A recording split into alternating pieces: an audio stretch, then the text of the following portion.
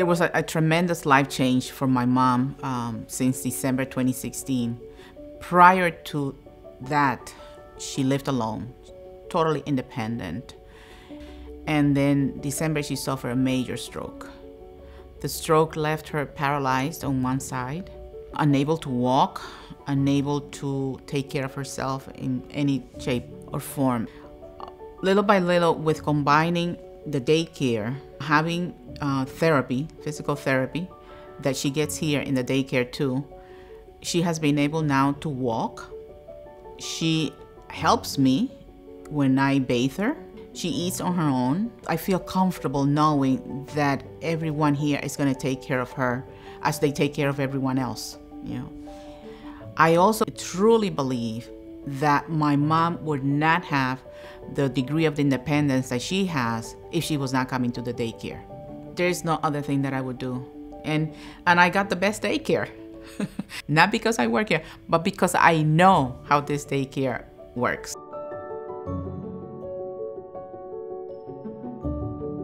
David was in a small ABA program that had done really well for him, but I just felt that he needed to be challenged a little bit more. David has autism, and I just wanted to find a place where it would be just a little bit bigger, not too big where he would get lost.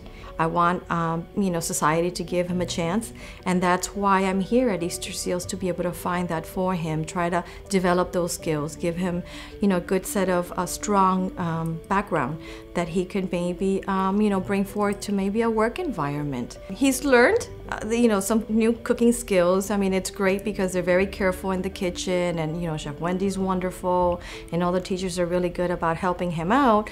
And let's face it, it's not easy for him, but he does enjoy it, and I see that part sparking for him. Amina was diagnosed with cerebral palsy, and I was a little hesitant about putting her in public school. So I came and I visited Easterseals. When Amina started, she started in first grade, and Amina was able to identify numbers from 1 to 10. By the end of the year, she was able to identify numbers 1 to 100. She started to tell time, learn more sight words, start reading very small literature books. I'm thankful that Easterseals offers different activities. My daughter here, she goes to swimming once a week. In the summer, it's twice a week. She loves to swim. And something that I wasn't able to provide for her was equine therapy. And every day she would come home and she would talk about Brownie, the horse. The reason why I would recommend Easterseals to someone else, number one, the teacher-student ratio. And it's also a very small family here. Contributions and support for Easterseals are critical for us realizing our mission and reaching people in the community. This past year, we raised funds and support and awareness, and as a result, we were able to open a new child development center in Miami Gardens. We are providing services and supports for toddlers with special needs. So for me, when you think about impact, and you think about, let's say, at the start of this school year, past school year, when we had 1-year-olds coming in that weren't able to sit up, weren't able to hold a bottle, 2-year-olds who had never been out of their mother's care, that weren't eating solid foods, weren't speaking, weren't walking, many of them. And then fast forward to the end of the year, and you look at how they're thriving. They're running, they're playing, they're participating in circle time.